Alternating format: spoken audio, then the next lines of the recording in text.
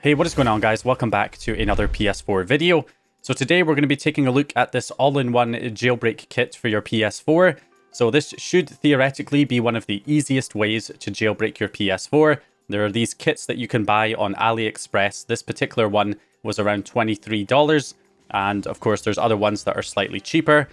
Can't vouch for the quality on those.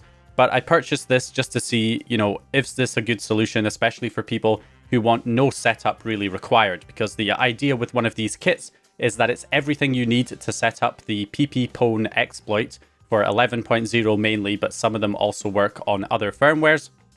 And it's the easiest way because it's just plug and play, no software setup required, like the, setting it up on the computer or the Raspberry Pi method or any of the other methods that require a lot of setup to get it working. This should just be, you buy the kit, you connect it up to your PS4, and then you can run the jailbreak. So for people who don't want to be messing around with any of the software side of things, this is definitely, or at least it looks like a good solution. I haven't actually tested this yet. We're going to unbox it here and give it a try and see if this turns out to be a good solution for people who want a hassle-free setup. So first of all, the price, $23. Of course, you can buy something like the LuckFox Pico for much cheaper than that. The cheapest you can find one of these is around $7. However, if you don't have the additional equipment, like you need an Ethernet cable, USB-C charger, you need to have a micro SD card for this as well. If you don't have any of that stuff, then unfortunately, the price is going to add up because you'll need the micro SD card and an SD card reader for it.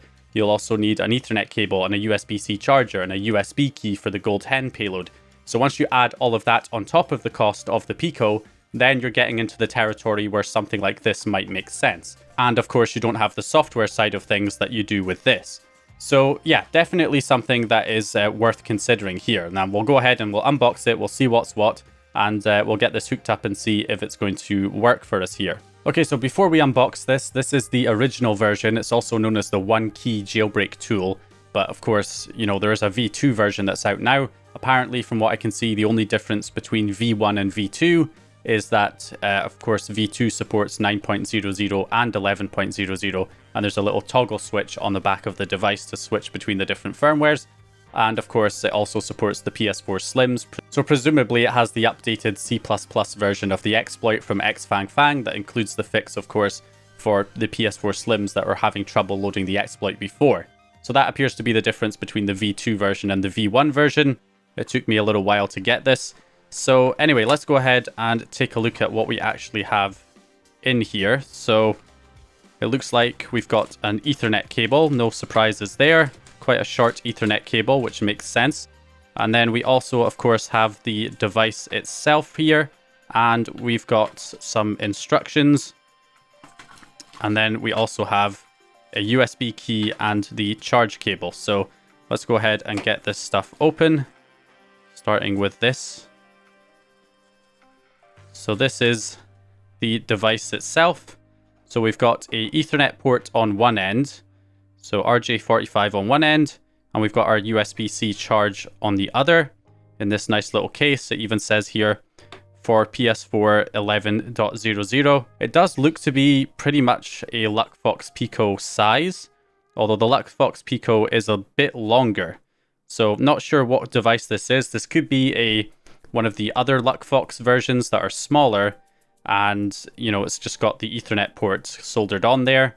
So that's why it's potentially smaller, or it could be some kind of clone of a LuckFox device. It'll be interesting if we open this up and see if this has a micro SD card on it, or if it uses some kind of NAND storage.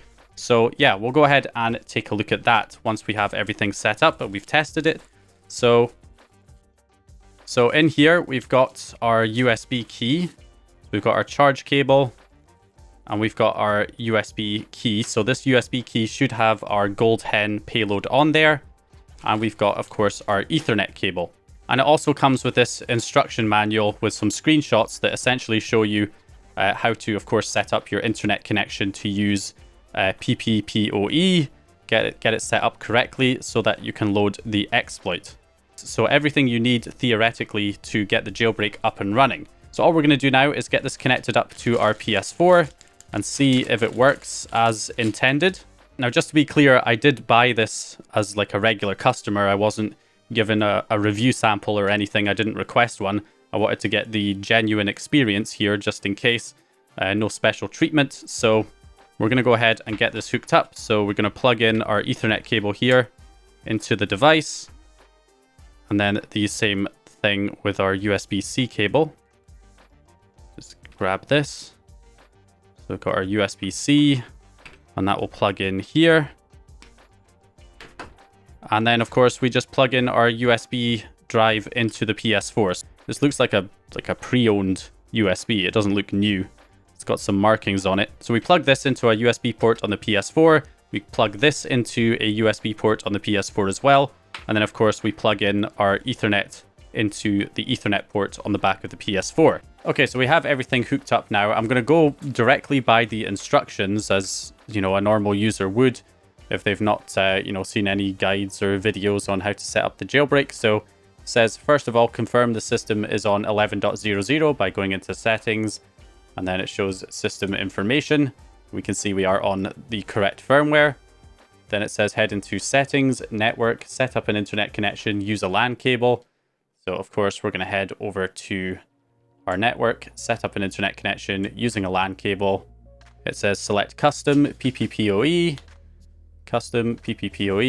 fill in the ID and password freely. So in other words, put in whatever password you want, whatever user ID and password. And then it says automatic and automatic.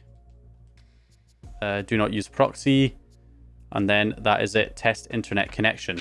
So do not use proxy, test internet connection. And hopefully this is going to work here. This is version 1 of the... Oh, there we go. Obtained IP address successful. That's good. Yeah, so this is version 1, which means it's the older version. So it's going to run Gold 10 2.4 B17.2 most likely, rather than B17.3.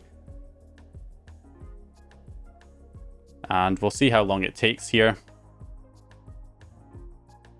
I mean, theoretically, it shouldn't take too long. Okay, so that's a failed attempt. Or it's either a successful attempt or a failed attempt.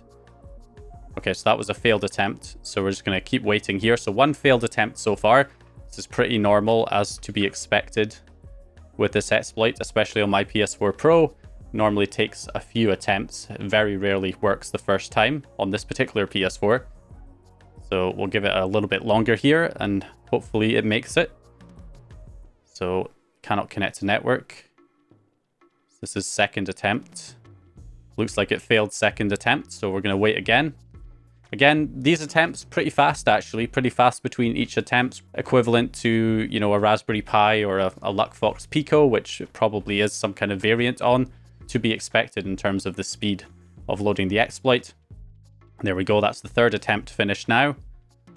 And we are still not loaded. So, I mean, this does happen. Sometimes it's 4 or 5 attempts. If it's any longer than 5 attempts, I'd be a little bit concerned with this particular PS4, just based on, you know, the number of times I've loaded it in the past through various different devices. 5 is normally about as high as it goes. Occasionally, it might take a bit longer, but usually it would be done within 5 attempts. So there's attempt number 4, and there we go. Success.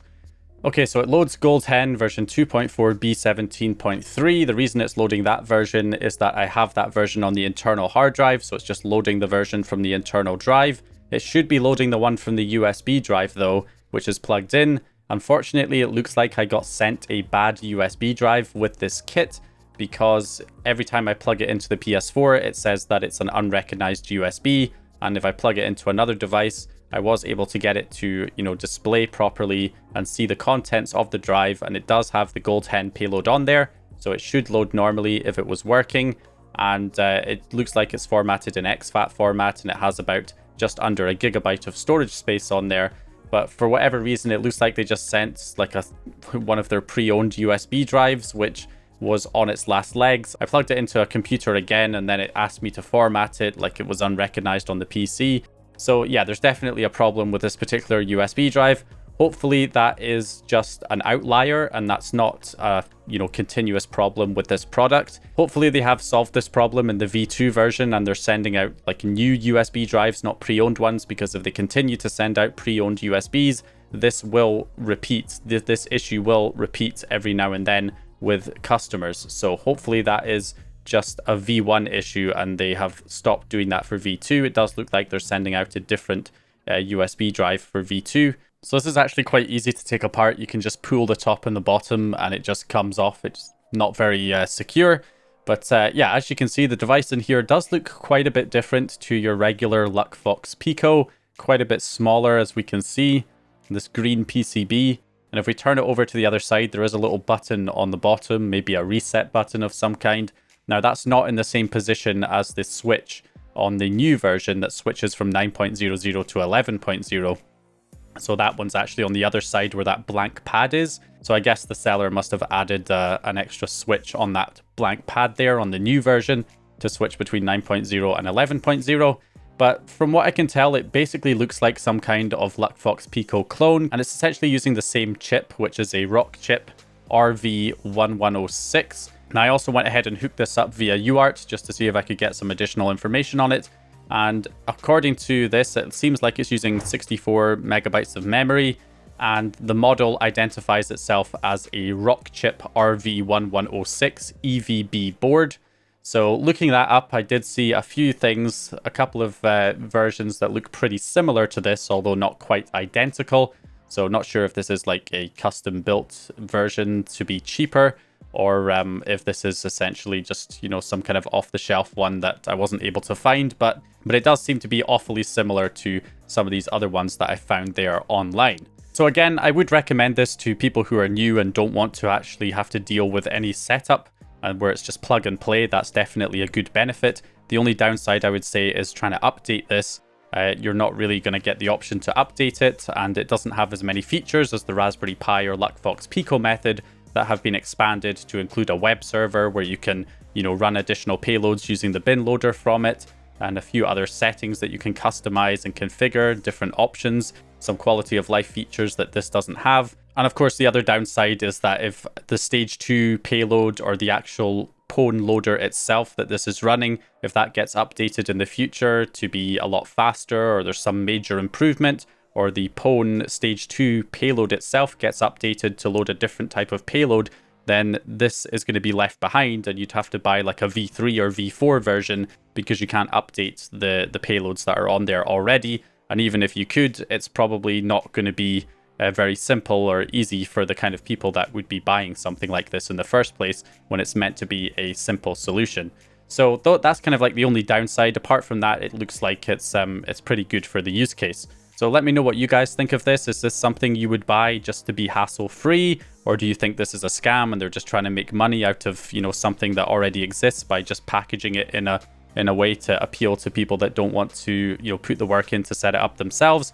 Let me know what you guys think. Anyway, that's it for this one. Hope you guys enjoyed this video or found the information useful. If you did, please leave a like and subscribe. And once again, I'll hopefully see you guys in the next video.